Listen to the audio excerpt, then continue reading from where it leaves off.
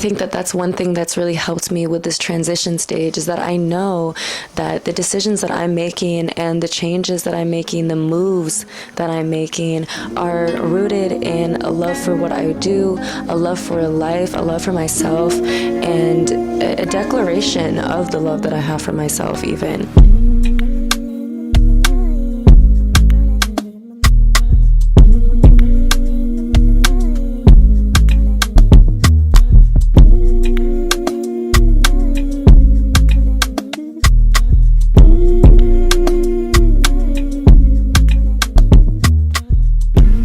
Hi guys, and welcome back to Aim Higher with Mamayan. I'm your host. Australian.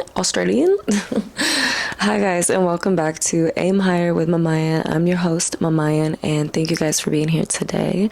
So it's been a minute once again. I really did not intend to take this long of a break, you guys, but to be honest, I've been going through a slight stage of transition in my life, and so I thought it'd be perfect for the topic of the day to be about change and transition, because one thing about me, you guys, is I do not like change. Okay, I have a Taurus moon and I'm stubborn. I do not like my stability to feel threatened, or whatever it is that I perceive stability in my life to be. I don't like for that to feel threatened in any way, and change does that for me, if that makes sense. It interferes with my routine, it interferes with my environment, and I don't normally like it.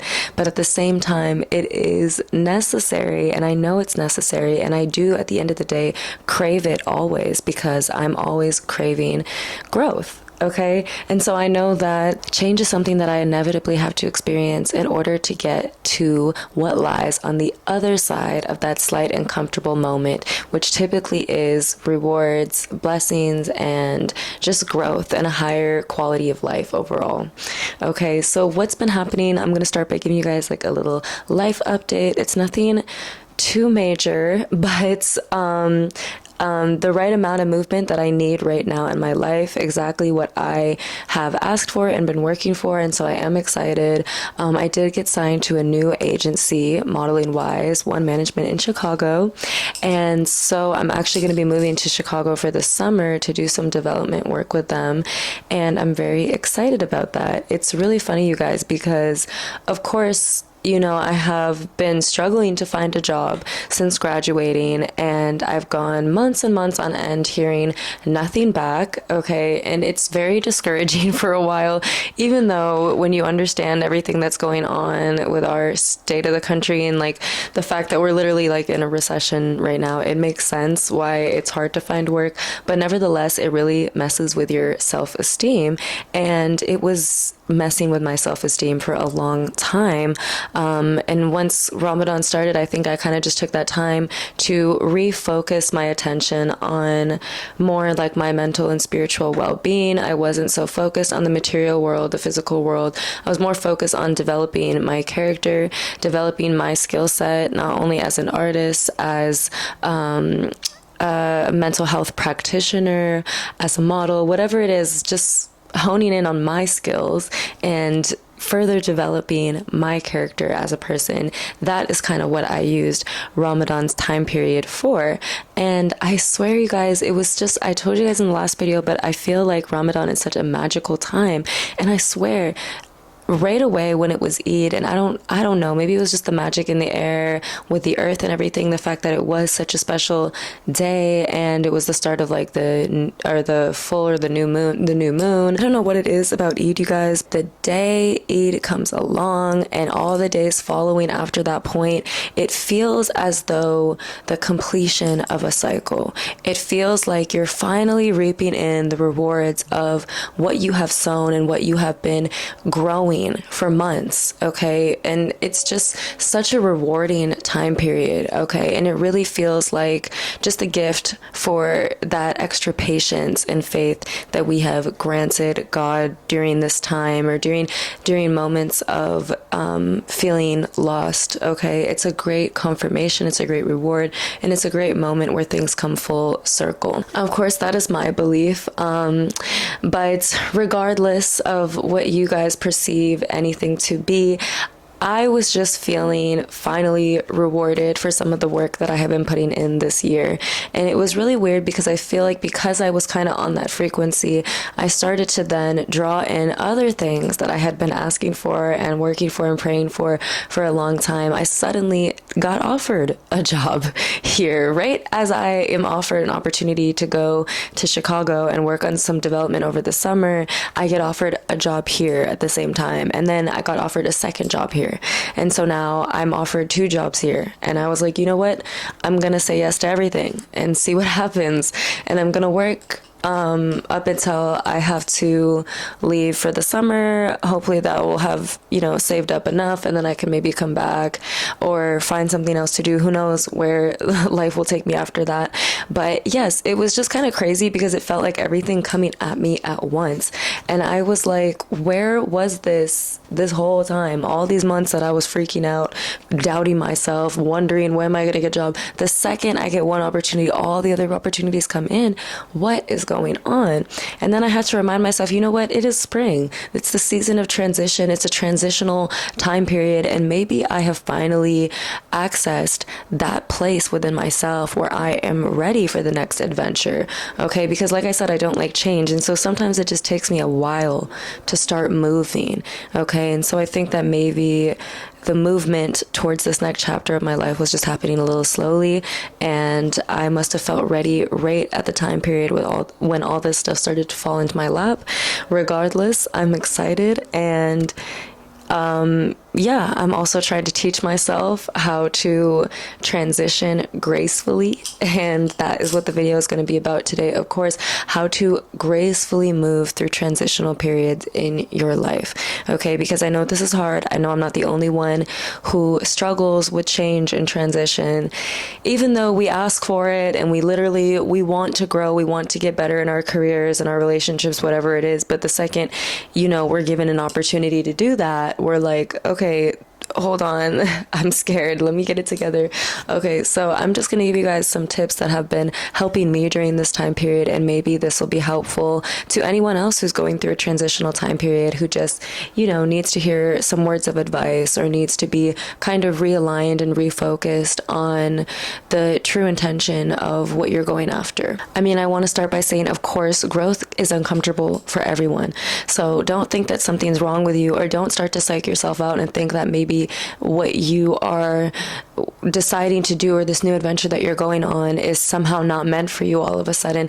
Obviously, you can feel deep down when something is unaligned with you, but if this is just nerves, if this is just you being afraid of transition, I want you to know that growth is supposed to be uncomfortable, okay? And you can't fear discomfort, or you will never get out of your comfort zone, okay? Your comfort zone can literally never expand if you don't ever dare to take a step out of its confines. Really think about that for a second. If you decide I'm never going to take a step outside of my comfort zone, how are you going to make it bigger? Okay, it's just going to remain really small, and you're going to remain very scared of a lot of things in life. And I think also your quality of life then isn't as strong because you're not willing to open yourself up to deeper adventures, deeper conversations, whatever it might be, due to fear. Okay, at the end of the day, fear should never be ruling our decisions.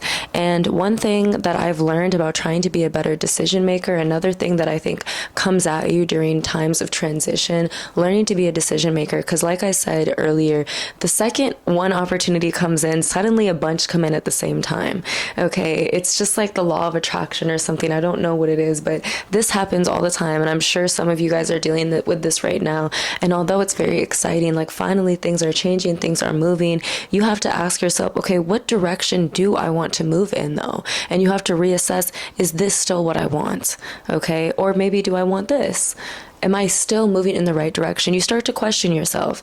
And the way that I think about it, I almost think about it like the universe is giving you like a "are you sure" sign, like the way that your laptop does. Like when you're about to purchase something, it'll be like, oh, are you sure? Like, is this amount okay? And you just have to confirm it. Okay. And so to me, that is the reason why multiple opportunities come up at the same time. It's like you've been given an opportunity, and now it's like, wait, are you sure this is what you want to do? Because you could also do this. And if you're sure, you keep going with what you're going with. If you want to try something new, try something new. But I think a problem that we have is that we tend to make our decisions so much bigger than they need to be. We make decisions, we make thoughts, we make other people, other experiences bigger than ourselves. And by doing this, we're shrinking ourselves. Not only that, but to shrink ourselves is literally to forget who we are. Because when we understand who we are, we understand our capability, we understand our value, our power, our ability to persevere through any challenge or any moment of uncomfortability. If we have forgotten those things, we have forgotten ourselves. And that is the reason why we have now shrunken ourselves below these experiences, below these people, below these thoughts, and why we give in to the fear that comes from them. But one thing that I, was trying to say earlier that I started to do that has helped me to become a better decision maker during these times of transition is to make sure that I am moving from a place of love. To me, every decision, every choice that we make, and we make choices within every moment, okay? Even the slight choice to style your hair a certain way in the morning, you know what I mean? Or pick out a certain song on the radio, or pick out a certain color to wear from your closet. We make choices within every single moment, okay? And it is my belief that every choice we make is rooted in either one of two things, fear or love, okay? And so when I'm trying to make a decision, I have to ask myself, okay, is this decision a decision that is rooted in fear, or is it rooted in love? I find the one that's rooted in love and I just go for it. No questions asked. No questions asked, because I will never make a decision out of fear. Never out of fear. It's okay to be cautious. It's okay to evaluate decisions, but you don't want to make a decision out of fear that the other option could go wrong, if that's secretly what you want. And typically the one that we're fearing is the one that we also would choose if we had no worries at all. And I think that that's one thing that's really helped me with this transition stage, is that I know that the decisions that I'm making and the changes that I'm making, the moves that I'm making, are rooted in a love for what I do, a love for life, a love for myself, and a declaration of the love that I have for myself even. Because I think it's easy to choose the safe route out of fear, but when we choose the decision that we feel more of a internal calling to, we are really choosing ourselves in that moment, and we are doing something for ourselves in that moment, and declaring that we believe in ourselves, that we love ourselves. It's really like a betting on yourself type of moment, okay? And I think that that is really important, because it builds personal strength, it builds perseverance, it builds confidence. And so no matter what the outcome, you have developed your character on a deeper level. And I think at the end of the day, and I saw this on a Diary of a CEO podcast, I cannot remember the guy's name, but I'm going to try to find the clip, and I'll put a clip of this here. Second, I care more about my character than my reputation.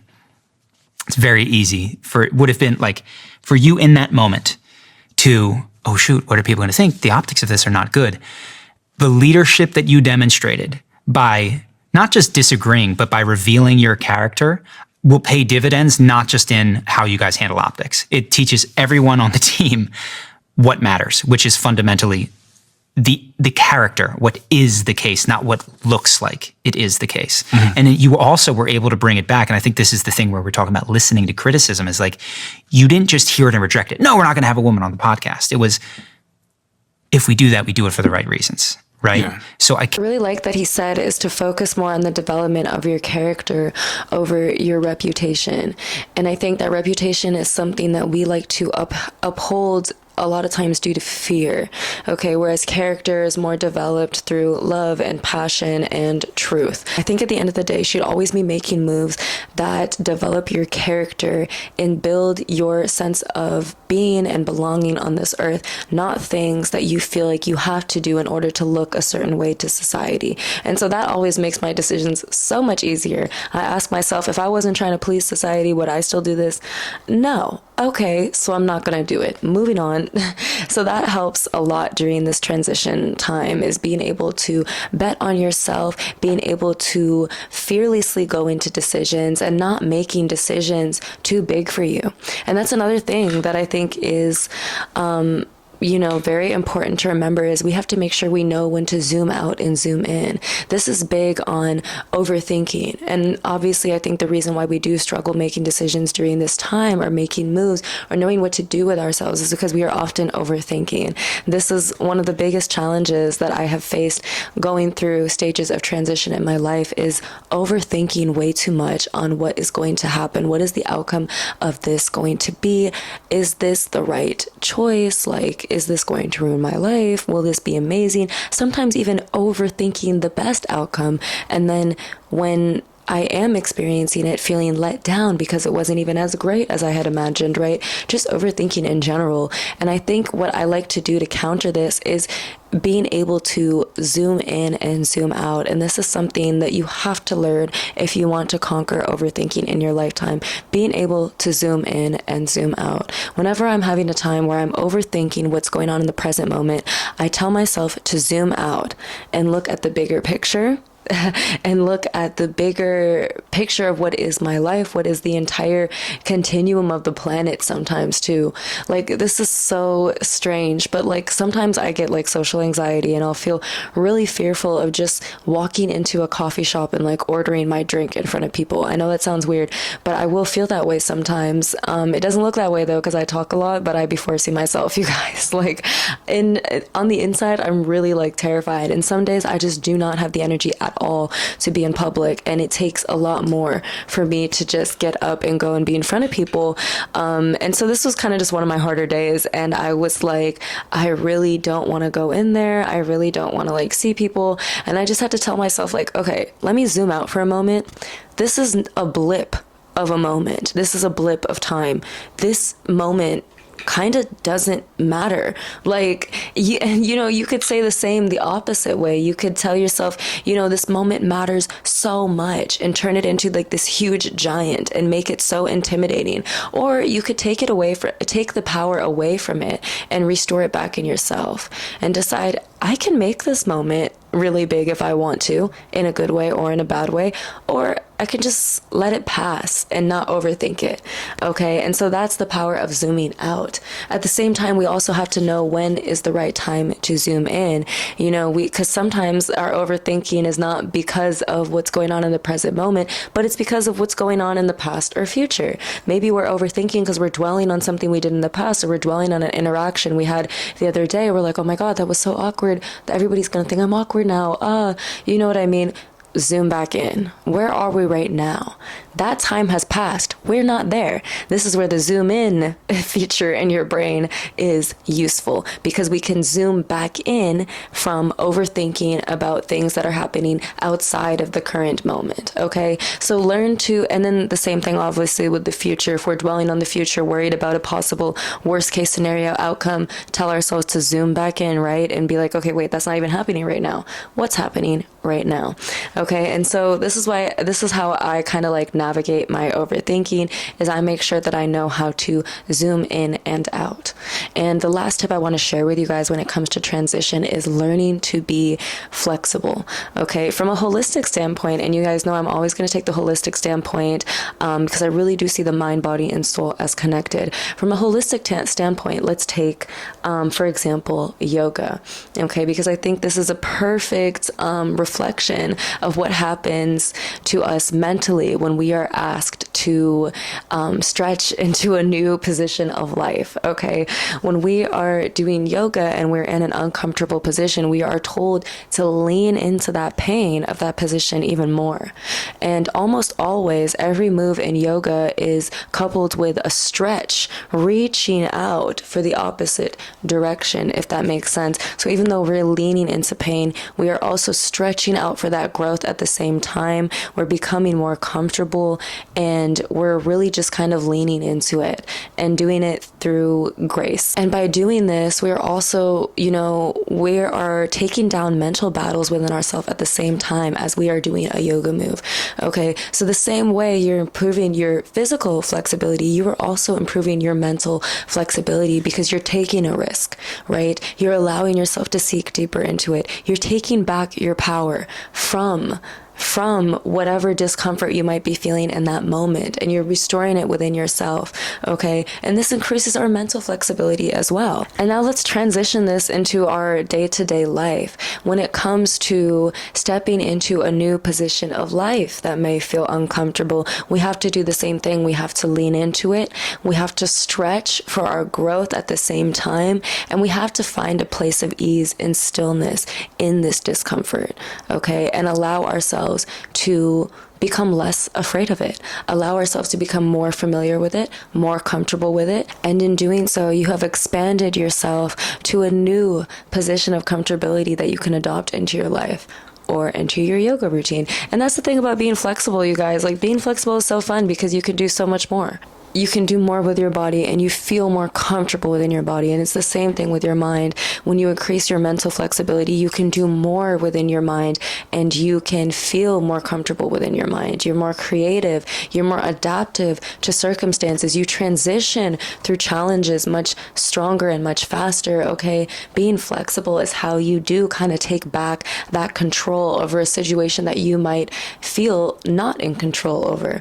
Okay. Because at the end of the day, we might not have a control over what goes on in our lives, but we do have a control over our reaction and how adaptable we do want to be to that situation. And that's the importance of mental flexibility. And so if you want to practice this, being more flexible in uncomfortable situations, I think a great way to do so is something like yoga, or maybe just some sort of creative activity in general. Because the thing is, creativity, it boosts our mental flexibility. And the reason why is because we have to take a lot of risks. And when we are deciding to take a risk, we are allowing for an opportunity of adaptability to come our way. Okay. Because in order to take a risk, we have to lean in to that discomfort. We have to lean into that fear that we might be feeling. Okay. And we have to basically adapt and maneuver our way through it no matter what.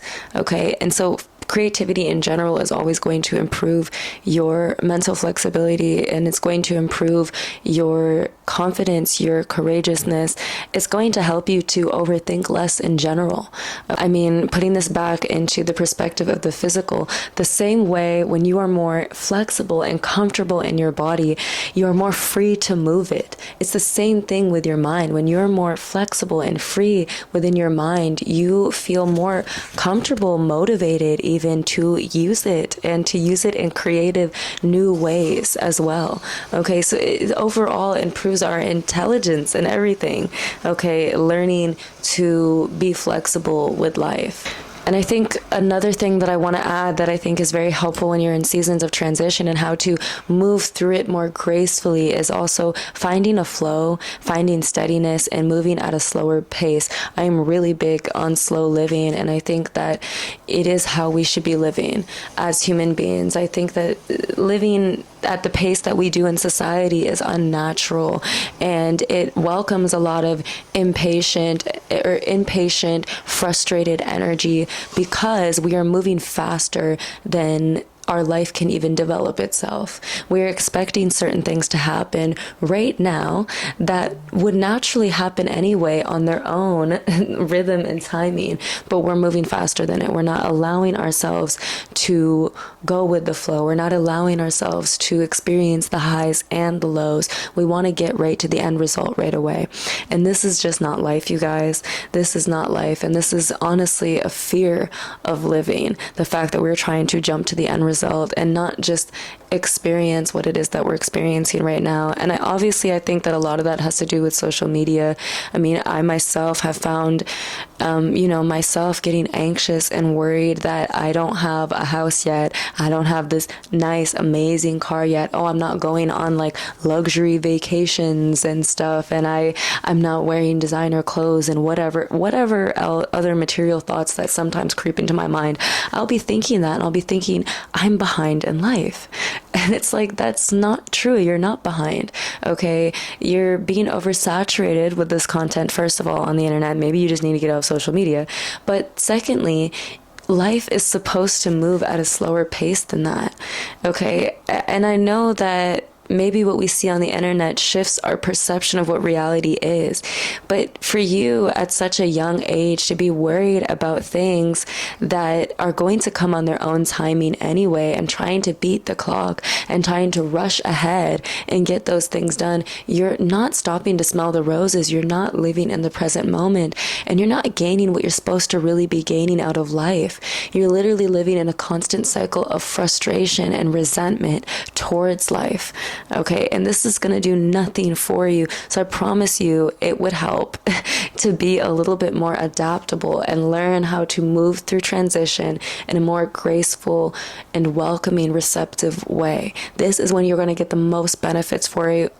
This is when you're going to get the most benefits from the experience, and it's going to come to you much faster when you're able to meet it through this lens, okay, rather than a angry, controlling, and resentful lens. And I think also going back to the zoom out thing for a minute, sometimes the zoom out is something that I like to use to remind myself of my deeper intentions behind what I'm doing. Okay. And although it might feel scary in the moment, I remember that I'm doing this for a purpose. I'm doing this for an experience, and I'm doing this for my growth overall as a person. I like to see every new experience as a canvas almost. And I get to kind of paint that canvas with my attitude, my perception, and the way in which I move about throughout that experience. I want it to be a pretty picture, okay? So I'm going to make sure that I'm being intentional, delicate, and understanding of the experience. I want to make sure that I'm breathing life into the experience. I want to make sure that I'm bringing my light forward to the transitional period, and I'm not stuck in another place mentally. And what this does is it also drains our energy, you guys. When we're overthinking and overanalyzing and unable to be present, we're draining ourselves of all of our energy, okay? And we're unable to fully lean into the experience. We're unable to fully lean into the transition and surrender and allow ourselves just to flow. It's crazy, you guys. And it's funny because it's like the second we get out of the transition stage and we've reached the higher frequency, we've reached the new level or the new job or whatever it is that we're going after, now we're on to the next thing, and now we're dreaming of the next thing. And it's like, when are you actually going to take the time to stop and enjoy where you are in the moment? That's the last thing I'll leave you guys with, is make sure to stop and smell the roses, okay? Even if you are in a season of transition, take a moment and realize how beautiful that is and give thanks for it.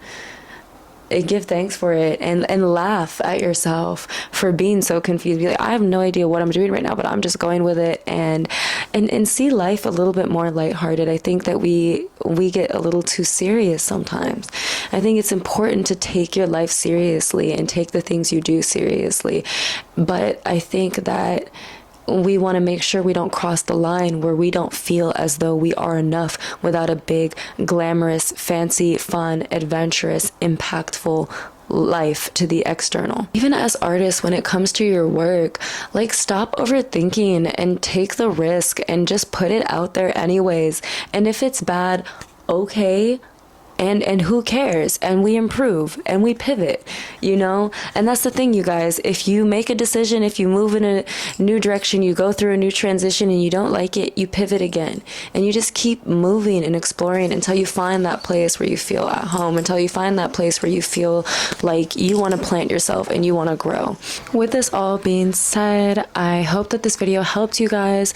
If you are going through a moment of transition in your life, or you just wanted more advice for how to face change and transition in general, you're somebody who struggles to get out of your comfort zone, I hope this video was helpful. Thank you guys so much for watching, and stay tuned for the next video. I did film with our first guest. We had some technical difficulties, so we're going to have to do a part 2, but I can reveal that part 1 early for you guys and then do part 2 separately, or I can put them together. Let me know what your thoughts are in the comments, but I just wanted to get you guys excited about the fact that we're finally having guests on the show. But yes, thank you guys so much for tuning in, and I'll see you guys next time. Bye.